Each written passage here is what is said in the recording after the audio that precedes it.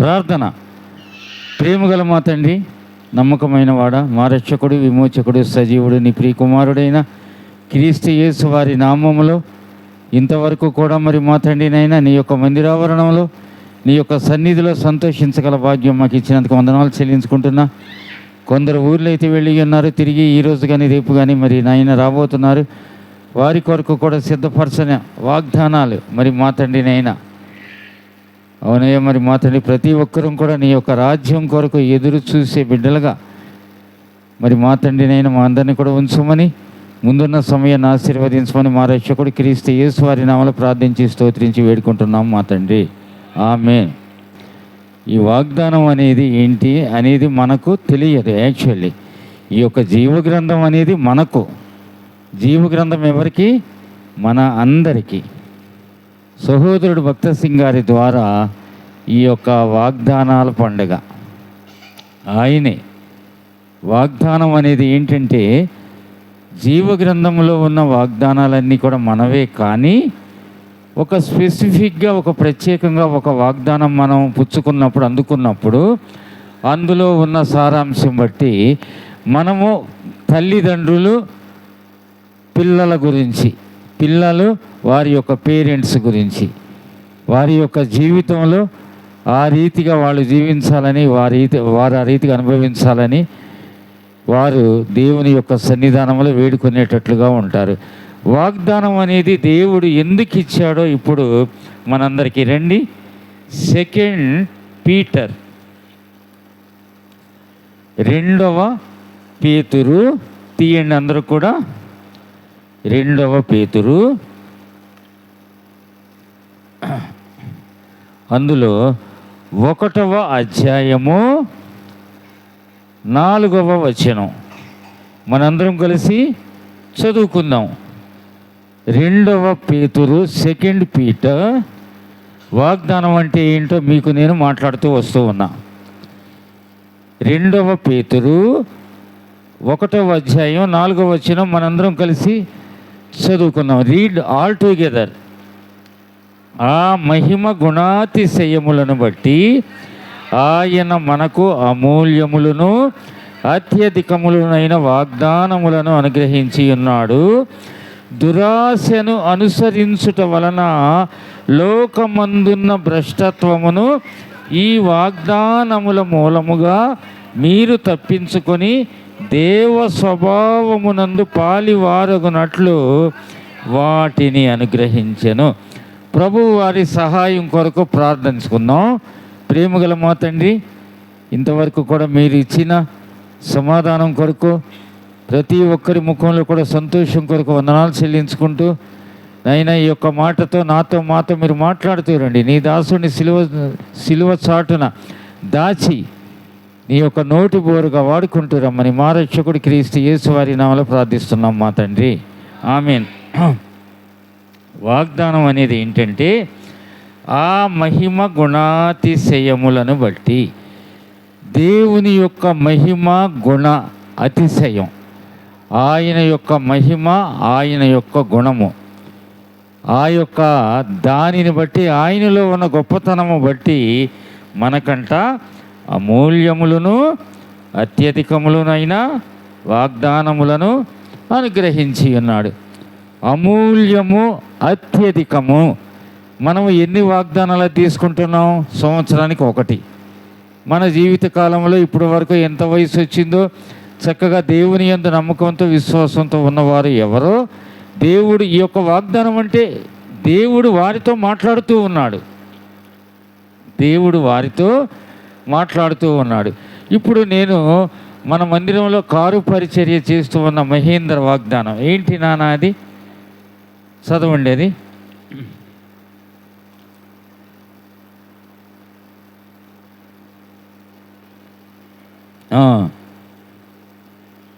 అదిగో చూడండి. దేవుడు ఇలాగూ లోకములో దురాశలు ఉంటాయి. మనకేముంటాయి నాన్న? దురాశలు ఉంటాయి. దురాశల వల్ల ఏమొస్తుంది?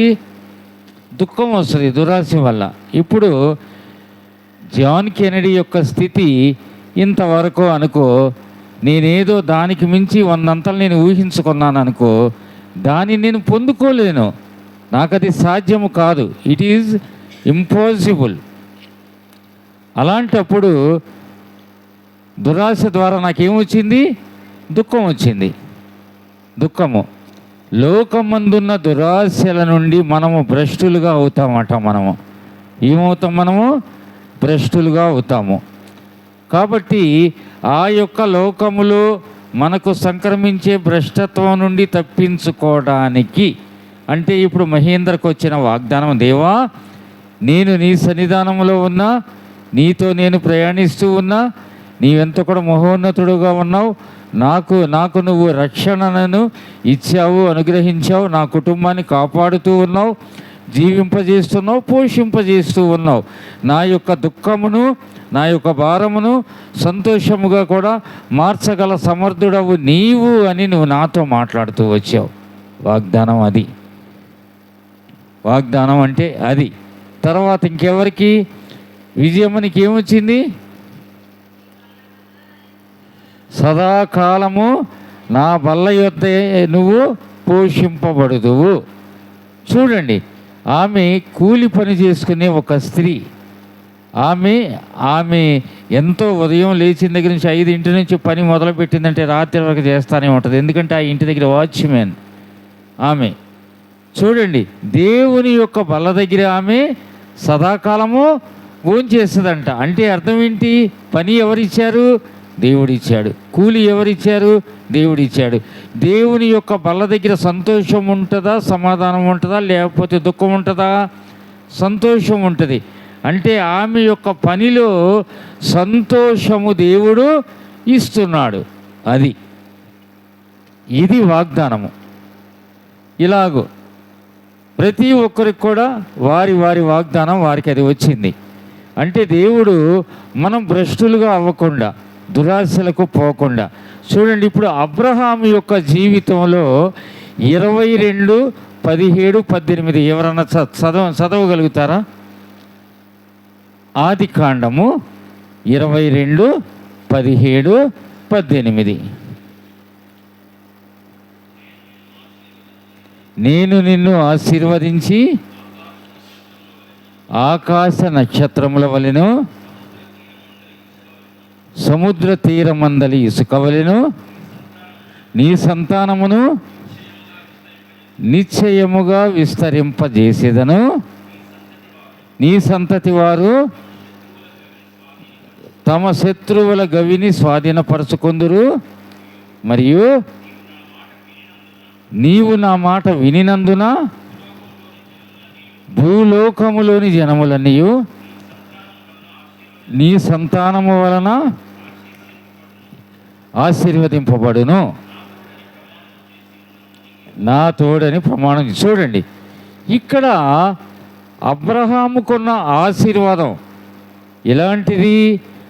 ఆకాశ నక్షత్రాలు, ఇసుక రేణు ఎవరన్నా కానీ లెక్కేస్తారా? లెక్క పెట్టలేరు. మృతతుల్యమైన శరీరముతో మాట్లాడిన మాట అండి అది. శరీరంలో బలము లేదు. మృతతుల్యమైన శరీరము అబ్రహాముది. మృతతుల్యమైన శరీరము. ఆ యొక్క శరీరంతో మాట్లాడిన మాటలు ఇస్సాకును ఇచ్చి ఆయన ఓదార్చాడు. దానికి ముందు చూడండి ఎలా ఉందో 16వ వచనంలో,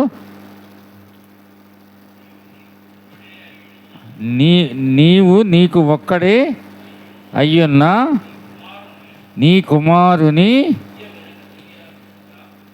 ఈయ వెనుక తీయక. చూడండి, ఈ కార్యము ఏ కార్యము చేశాడో చూడండి. అబ్రహాము ఏ కార్యం చేశాడో మనం ఇస్తూ పోతాం. అదే అధ్యాయం 12వ వచనం చూడండి. అప్పుడు ఆయన, ఆ చిన్నవాని మీద చెయ్యి వేయకము, అతనిని ఏమీ చేయకము, నీకు ఒక్కడయ్యున్నా నీకు ఒక్కడయ్యున్న నా కుమారుని నాకియ్యడానికి వెనుక తీయలేదు. చూడండి, వాగ్దానం ఇచ్చాడు, మృతతుల్యమైన శరీరానికి ఇస్సాకు వచ్చాడు. అబ్రహాము ఇస్సాకును కన్నప్పుడు ఎంత నాన్న వయసు అబ్రహాముది? ఎంత? 99 ఏళ్ళు, రమారమి 100. మరి ఒక కుమారుని ఇచ్చాడు. ఇప్పుడు ఆ కుమారుని పట్టుకుని ఒళ్ళో వేసుకుని గోరు ముద్దలు పెట్టుకుంటూ చక్కగా సంతోషించేవాడుగా ఉంటాడు.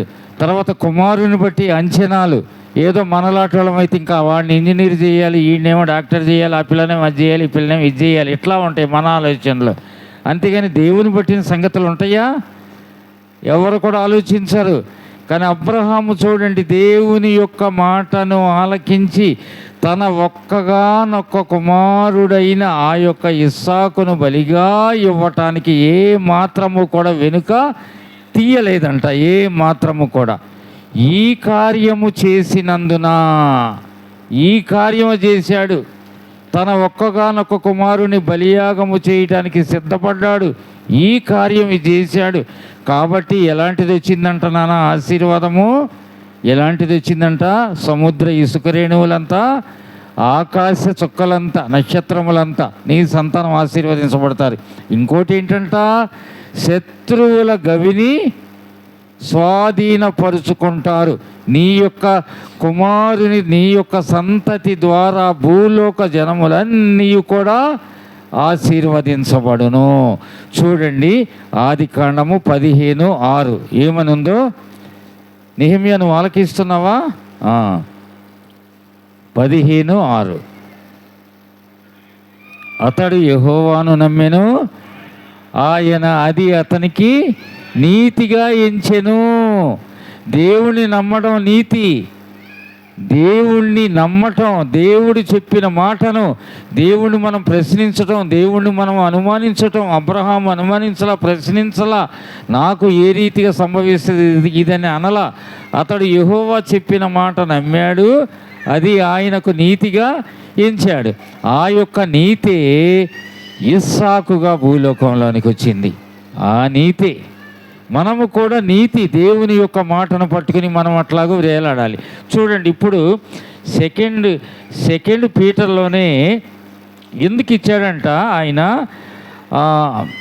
ఆ మహిమ గుణాతిశయములను బట్టి ఆయన మనకు అమూల్యములను అత్యధికములనైన వాగ్దానములను అనుగ్రహించి ఉన్నాడు. దురాశను అనుసరించుట వలన లోకమందున్న భ్రష్టత్వమును, అంటే మనం భ్రష్టురాళ్ళగా అవుతాం లోకము ద్వారా. అందుకని ఈ వాగ్దానం పట్టుకుని ప్రార్థించాలి. దేవా నీవు ఇచ్చిన వాగ్దానం, దేవుని యొక్క రాజ్యము ఈ యొక్క లోకంతో సంబంధము లేదు. దేవుడిచ్చిన వాగ్దానము అది లోకంలోనిది కాదు.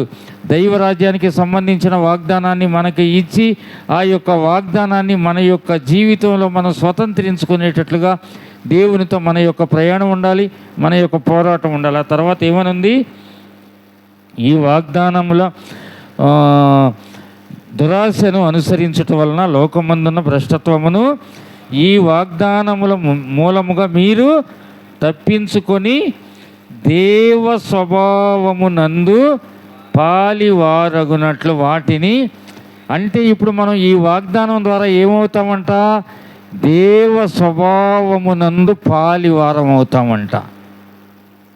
అది అంటే మన యొక్క ప్రయాణం ఈ వాగ్దానం ద్వారా ఎలా ఉండాలి? క్రీస్తు యేసు వారి యొక్క స్వారూప్యంలోనికి ప్రయాణించాలి. ఎంతమంది చిన్నపిల్లలండి మన దగ్గర, ఎంతమంది యవనస్తులండి, వాళ్ళు ఈ వాగ్దానం పట్టుకుని దేవుని యొక్క సన్నిధానంలో ప్రార్థన చేస్తే దేవుని యందు యథార్థతగా, దేవుని పట్ల నమ్మకంగా, మీకు సేవకుడి ద్వారా పొందుకున్న బాధ్యత, ప్రతి పనిని కూడా మీరు స్థిరంగా యథార్థంగా అది చేస్తే ఈ లోకంలో ఉన్న భ్రష్టత్వం మీ దగ్గరకు రాదు, చేరదు.